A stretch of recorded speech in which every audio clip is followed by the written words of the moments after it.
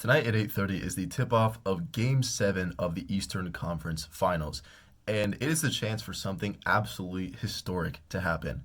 The Celtics have the chance to become the first team in NBA history to overcome a 0-3 deficit. However, it's also important to look at the history. Three other teams in NBA history have done what Boston has already done. That's to say, been down 0-3 and come up to force a Game 7. However, all of those teams have then gone on to lose. The question is, why did those teams lose, and what could Boston learn from them for the Game 7 tonight? The first case was the 1959 NBA Finals between the Rochester Royals and the New York Knicks. This was a case of the Royals simply being the superior team. The Rochester Royals dominated in the first games, and the Knicks came out and played a few strong games, but it was clear the Royals were the better team and had a better Game 7 at home. The second case was the 1994 Western Conference semifinals between the Utah Jazz and the Denver Nuggets. In this case, the Jazz and the Nuggets were relatively evenly matched teams, and the fact that the series got to 3-0 was really a fluke rather than the Jazz being superior. The Nuggets ended up coming back in that series mainly because of them just having a few good games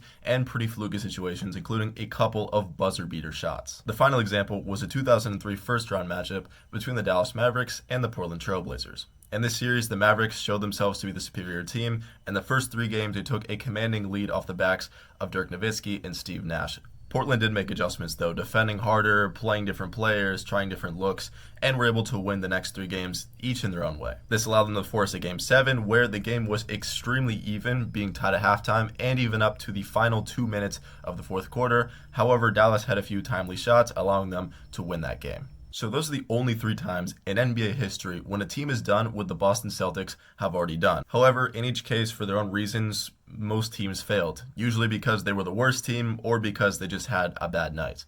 The Celtics have a different case, being agreed upon to be the better team.